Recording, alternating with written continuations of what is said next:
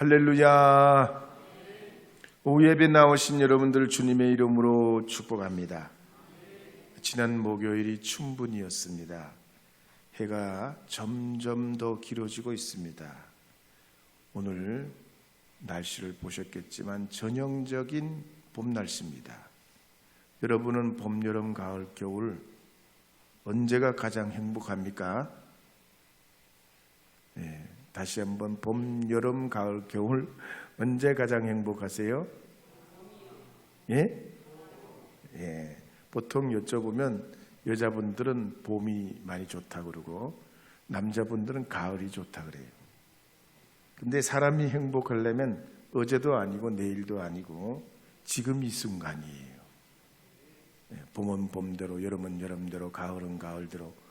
여러분들께서 내일 행복해지겠지가 아니라 오늘 이 순간을 하나님 앞에 행복하게 보내시면 그 행복이 행복으로 이어지는 것입니다. 그런 의미에서 옆에 계신 분들과 미소를 지으면서 한번 인사해 봅시다. 행복하세요.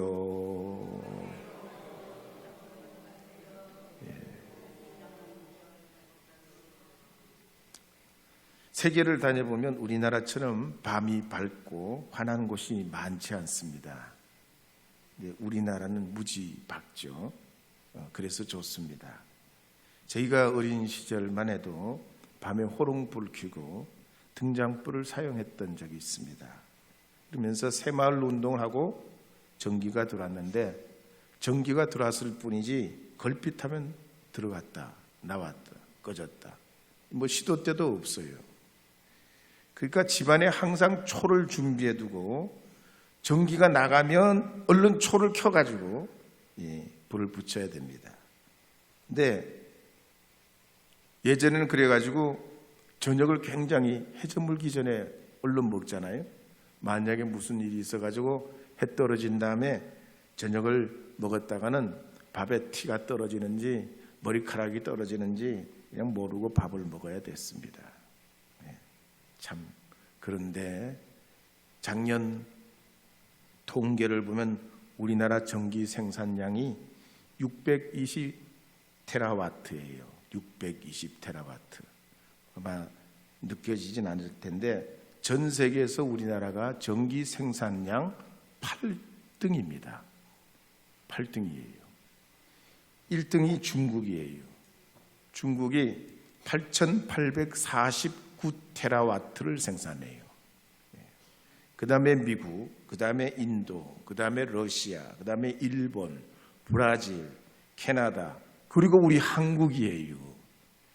이야, 우리 뒤에 독일, 프랑스 같은 나라들이 우리보다 전기 생산량이 적어요. 유럽은 가면 그래서 항상 침침합니다, 밤이. 환하게 대낮처럼 켜놓지를 않아요. 게다가 우리나라는 지금 송전성이나 전력만 교체 같은 이 전기 산업으로 미국, 중국, 베트남, 사우디, 일본 이런데 작년만 해도 129억 달러를 수출했어요. 우리나라가 그래서 말씀을 좀 전기 무슨 자원이 없는 나라인데 참 이 대한민국 사람들이 대단해요. 그게는 하나님 은혜예요. 하나님 축복이에요. 감사요. 은혜예요. 전 세계의 어떤 나라보다도 이 나라가 복음이 들어올 때 순교자가 많았고 가톨릭 개신교에서 엄청난 순교자들이 많아서요. 유례 없어요. 근데 그 핏값을 이 나라 이 대한민국을 하나님 불쌍히 여겨주셔서 석유 파동에도 일어나게 하시고 IMF도 일어나게 하시고 금융위기도 일어나게 하시고 지금도 전 세계에 여러 가지 경제적인 어려움, 여건, 코로나의 후유증이 있어도 이 나라를 붙들어 축복해 주시는 줄 믿으셔야 합니다. 그래서 우리나라는 왜 그럼 이렇게 하나님의 복을 받냐? 오늘 성경과 관련해서 보면 등불의 사명이 있어요. 등불의 사명. 등불은요, 한 가지 사명이 있습니다. 어두운 데를 비추는 사명이에요. 그러면 이 등불이 등불 역할을 하려면 말씀대로 어떻게 해야 됩니까? 이 빛이 더 멀리, 더 넓게 퍼져갈 수 있도록 높은 곳에 둬야 됩니다. 그래서 마태복음 5장 14절 16절에 보면 이렇게 기록하고 있습니다. 같은 누가복음 말씀과 병렬 구절이죠. 함께 읽어보겠습니다. 너희는 세상의 빛이라. 산 위에 있는 동네가 숨겨지지 못할 것이요 사람이 등불을 켜서 말 아래에 두지 아니하고 등경 위에 두나니 이러므로 집안 모든 사람에게 빛이 너니라. 이같이 너희 빛이 사람 앞에 비치기 하여 그들로 너희 착한 행실을 보고 하늘에 계신 너희 아버지께 영광을 돌리게 하라. 제가 중학교 1학년 때인가 성경을 처음으로 한번 읽었어요. 태어나서 중학교 1학년 때. 그때 성경을 읽을 때 여러 가지 이해가 안 되고 참 어려운 것이 많았는데 이 구절 말이죠. 사람이 등불을 켜서 말 아래 두지 아니하고. 말 아래 안 둔다는 말이 무슨 말이야? 타고 가는 이 말이란 말이요. 이 타는 말 아래 등불을 두지 않는다는 거요. 예? 무슨 말이죠? 여러분도 모르는 것 같아요. 이 말은 말이죠. 한 대, 두 대, 석 대, 넉 대, 곡식을 대는 말을 말해요. 한 말, 두 말. 그렇죠? 예, 이걸 아마 성경에서 우리말로 번역하는 과정에서 예전에는 대박이 많았고 말도 많았어. 그러면 이 말을 말이죠. 이렇게 딱 뒤집어 가지고 이 위에다가 촛불을 탁 올려놓고 등잔을 올려놓고 그렇게 과거에 살았던 것을 추억하면서 이 성경을 번역했기 때문에 말 아래 두지 아니하고 말 한 대, 두 대, 한 말, 두 말 되는 그 말 높이 둔다는 얘기예요. 우리 신앙인들이 그래서 예수님이 등불 되시기 때문에 우리가 예수님 안에 우리가 거하면 빛 대신 주님께서 세상을 비춰줄 수 있는 우리의 사명을 감당할 수 있기 때문에 우리로 하여금 빛 대신 예수님을 믿고 그 안에 살라 하셨습니다. 뿐만 아니라 천지 창조를 할 때도 보면 하나님께서 이 천지 만물 중에 가장 먼저 창조하신 게 뭐예요? 예? 뭐라고요? 빛이요. 빛. 예, 빛이 있으라. 빛을 만드셨단 말이에요. 캄캄하고 혼란한 어둠의 세상에 빛을 가장 먼저 창조하셨어요. 그래서 시편 27편 1절 말씀에 보면 다윗이 이렇게 고백합니다. 함께 읽어보겠습니다. 여호와는 나의 빛이요 나의 구원이시니 내가 누구를 두려워하리요. 여호와는 내 생명의 능력이시니 내가 누구를 무서워하리요. 세상의 초짜, 운전수 초보도 그렇잖아요. 운전 초보도. 운전대 잡고 나가면 처음 운전하는 사람이 얼마나 긴장이 돼요. 인생 초보자도 그래요. 너무 무섭고 두렵고 그냥 불안한 게 많아. 근데 다윗이 뭐라 그럽니까? 여호와는 나의 빛이시라. 그래서 두려움이 없다는 거예요. 그러니까 골리앗도 물리칠 수 있어. 객관적으로 보면 이 다윗이 골리앗과는 상상할 수 없는 싸움이요. 그런데 빛 대신 주님이 계시기에 빛 대신 주님이 계시기에 얼마든지 두려움을 이길 수 있다는 얘기예요. 이사야서 60장 1절도 읽어보겠습니다. 일어나 빛을 발하라. 이는 내 빛이 이르렀고 여호와의 영광이 내 위에 임하였음이니라. 오늘 낮에도 말씀드렸지만 이사야 시대는 어둠의 시대잖아요. 이 어둠의 시대도 빛 대신 주님이 계시기에 얼마든지 그 어둠을 뚫고 일어날 수 있다는 얘기예요. 기독교 역사 가운데 신앙이 모범이 됐던 4세기 성 마틴의 이야기가 있습니다. 이 성 마틴은 예수님의 사랑을 몸소 실천했던 분입니다. 그는 어느 추운 겨울날 입고 있던 옷을 헐벗은 사람에게 주고 외투만 걸치고 말을 타고 집으로 돌아오게 됐습니다. 근데 오다가 보니까 길거리에 벽에 기대서 있는 사람이 있는데 팔팔 떨고 있는 거예요. 거지가 펄펄펄 떨고 있어. 그러니까 이 마틴이 내려가지고 자기가 입은 나머지 외투를 벗더니 이걸 절반을 찢어가지고 그 떨고 있는 거지에게 주고 절반은 자기가 걸치고 이제 오게 됩니다. 그러니까 사람들이 이 마틴이 말이죠, 말 탔지.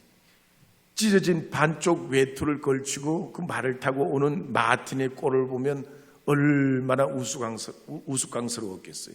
사람들이 막 손가락질하면서 벌거벗은 이 마틴을 말이죠, 흉보고 저 벌거숭이 마틴이 말을 타고 간다, 벌거숭이 마틴이 말을 타고 간다, 막 사람들이 그랬어요. 근데 그날 밤 마틴이 잠이 들었는데 꿈에 예수님이 천사와 함께 나타나셔서 가만히 봤더니 예수님이 자기의 반쪽 외투를 입고 계시더란 얘기예요. 너무 놀라가지고 있는데 예수님이 천사들에게 말씀하시기를, 얘들아, 내가 입은 이 반쪽 외투는 바로 저 마틴이 나에게 잘라준 거다. 사랑하는 여러분, 우리는 참빛 대신 예수님 통해서 살아가는 빛된 삶을 살아야 할 줄로 믿습니다. 빛이 없어도 함께 불러볼게요. 빛이 없어도.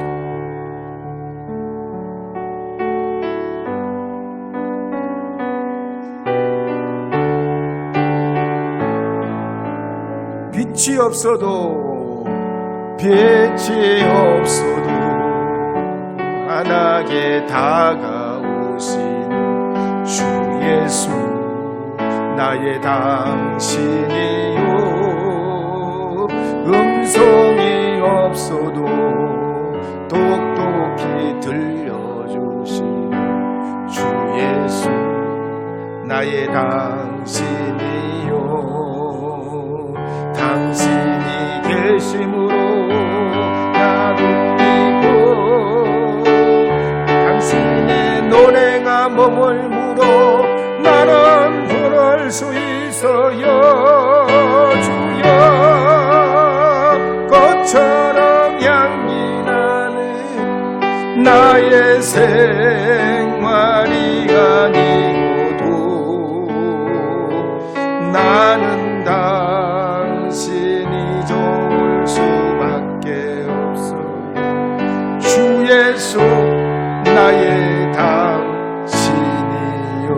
주 예수, 나의 당신이요. 우린 그래서 빛 대신 예수님 없으면 말짱 꽝이에요. 사실 사람은 다 겪어보면 실수와 흠이 있어요. 제가 초기 목회 때는 그래가지고 훌륭한 사람, 웬만한 위인들 설교 때 예화를 많이 했어요. 근데 시간이 지나고 보니까 그랬던 분들도 넘어지고 자빠지는 분들이 한두 분이 아니에요. 근데 안 믿는 사람 할 것 없이, 정치가, 사업가, 군인, 공무원, 대통령, 장관 할 것 없이 다 사람은 실수를 해요. 몇 년 전에 제가 제주도에 갔다가 지갑을 잃었어요. 글쎄, 무지 좋아하시네. 지갑을 잃었어요. 아니, 지갑만 잊었냐? 그전에는 명절 때 우리 고향집에 갔다 우리 딸도 잊어버렸어. 그럼 저만 그러냐? 아니더라고. 자세히 세상을 보니까 어떤 분은 핸드폰 잃어가지고 다행히 그 주인이 말이죠, 핸드폰을 우체국 택배로 보내주더라고. 보니까 또 어떤 분은요, 여행을 갔는데 가방을 놓고 집에 왔어. 웬일이요? 가방 놓고 집에 왔어. 아이, 그 어떻게 가방을, 그래가지고 집에 한참 왔다가 1시간 고속도로 되돌아가서 가방 찾아간디야. 웬일이요? 한번 인사해봐요. 다 그런겨. 다 그런 거예요. 사람이 다 그런 거란 말이에요. 그래서 우리가 자랑할 때도 적당히 해야 돼요. 건강도, 가정도, 사업도, 교회도, 목사도 적당히 자랑해야 돼요. 적당히. 진짜 우리가 자랑해야 되는 사람 누구예요? 예수님이지. 예수님이. 진짜 자랑은 예수님이지. 진짜 자랑은 예수님이지. 진짜 빛은 예수님이시기 때문이에요. 개척교회나 막 성장하는 교회들을 보면 본받을 점들이 많아요. 네, 뭐 환경운동도 하고 사회운동도 하고 교육활동 봉사도 많이 하고 후원도 많이 하고 뭐 봉사활동 많이 해요. 근데 어느 정점에 도달하면 더 이상 안 되는 때가 와요. 왜 그러냐? 사람이 더 이상 거기에 파고 들어갈 틈이 없어져 버려요. 너무 그 블록이 강력해져 가지고 들어가지도 못하고 나중에 나오지도 못해요. 우리가 교회를 통해서 이런 분들 저런 분들을 통해서 교회를 이루면서 배우기도 하고 듣기도 하고 도움을 받기도 하고 도움을 주기도 하지만 진짜 궁극적인 목표는 예수님이에요. 오직 예수로 살아요. 예수로 배우러 하고 예수님이 우리의 관심이 되어야 되고 예수님이 우리가 이 땅에서 저 천국으로 가는 구원의 길이며 사닥다리인 줄 믿으시기 바랍니다. 그래서 예수님 빛 대신 주님이 우리 안에 들어오면 더럽고 추하고 불의하고 미련한 것이 역겨운 것이 다 드러나게 되고 우리가 회개를 하려고 애를 쓰고 발버둥 안 쳐도 빛 대신 주님께서 우리 안에 거하시면 추하고 더러운 것이 다 드러나게 돼서 부끄러워 자복하게 되는 게 회개란 말이에요. 그래서 주님의 심판날 주 앞에 가면 누구나 다 수정바다를 건너간단 말이에요. 수정바다. 성경에 나오는 수정바다를 건너가게 되면 주님 보좌 앞에 이르기 전에 그 수정바다를 건너가게 되면 우리의 죄악이 낱낱이 드러나게 돼서 예수님 없이는 주님의 보좌 앞에 갈 수가 없다는 얘기예요. 그래서 누가복음 8장 17절에 보면 이렇게 기록하는 말씀이 나옵니다. 함께 읽어보겠습니다. 숨은 것이 장차 드러나지 아니할 것이 없고 감추인 것이 장차 알려지고 나타나지 않을 것이 없느니라. 디모데전서 5장 24절 25절도 읽겠습니다. 어떤 사람들의 죄는 밝히 드러나 먼저 심판에 나가고 어떤 사람들의 죄는 그 뒤를 따르나니 이와 같이 선행도 밝히 드러나고 그렇지 아니한 것도 숨길 수 없느니라. 참 신기한 말씀. 성경에만 이런 말씀이 있어. 디모데전서 말씀에 보면 우리가 죄를 지면 어떻게 되냐면 죄가 우리보다 앞서가기도 한대야. 앞서가기도 한대, 죄. 그런데 어떤 죄는 우리보다 뒤따라온대. 그래서 이 죄를 지으면 이 죄의 문제를 해결하지 않으면 인생은 행복이 없어요. 결국은 이 죄의 대가를 치르게 돼요. 앞서가든지 뒤서가든지. 히브리서 4장 23절도 읽어보도록 하겠습니다. 함께 읽겠습니다. 지은 것이 히브리서 4장 14절입니다. 지은 것이 하나도 그 앞에 나타나지 않음이 없고 우리의 결산을 받으실 이의 눈앞에 만물이 벌거벗은 것 같이 드러나느니라. 빛 대신 주님 앞에 가면 숨길 수가 없어요. 요새 공항에 가면 다 검색대에 쓰잖아요. 공항에 가면 검색대에 말이죠. 봉 가지고 막 이렇게 봉 가지고 이렇게 그다음에 봉 가지고 해도 안 되는 사람 어디라고 하면 커다란 이게 둥그런 레이저로 저 검색하는 데 들어가서 손을 쫙 이렇게 딱 올리고 있으면 어떻게 돼? 이렇게 이 머리부터 발끝까지 내 몸속에 있는 게 다 드러나. 사람이 발견한 이 과학의 문명도 하나도 숨김없이 드러나는데 이 세상 만물을 말씀으로 지으신 하나님 앞에 드러나지 않을 것이 어디 있겠습니까? 그러므로 우리가 주님 앞에 하나님 앞에 나갈 때 주님의 은혜밖에 없는 줄 믿으시기 바랍니다. 선한 사람은 선한 것에서 상급받게 되지만 선을 행치 않는 사람은 부끄러운 구원을 받게 됩니다. 그러므로 하나님 나라의 법칙은 오늘 성경 말씀 18절에 보면 이렇게 기록하고 있어요. 18절 말씀 누가복음 8장 18절 말씀 함께 읽어보겠습니다. 그러므로 너희가 어떻게 들을까 스스로 삼가라. 누구든지 있는 자는 받겠고 없는 자는 그 있는 줄로 아는 것까지 빼앗기리라 하시니라. 하나님 나라의 법칙은 있는 사람은 더 있고 없는 사람은 더 가난해져. 은혜 받는 사람은 더 은혜 받고, 은혜 못 받는 사람은 더 이래도 저래도 은혜를 못 받아. 하나님 앞에 복을 받는 사람은 이래도 은혜를 받고 저래도 은혜를 받아. 안 되는 사람은 걸어가다 뒤로 자빠져. 근데 하나님의 축복과 역사와 은혜가 여러분들에게 있어서 빛 대신 주님이 여러분의 길을 비춰주심으로 형통한 역사가 일어나고 주님의 그 선하신 은혜가 있도록 늘 주 안에 주시는 그 은혜를 바라보며 살아갈 수 있기를 바랍니다. 그래서 스펄전 목사님은 10가지를 감사한다고 그래요. 10가지. 첫째는 늘 생각하며 감사한다. 두 번째는 작은 것부터 감사하며 산다. 세 번째는 나 자신에게 감사한다.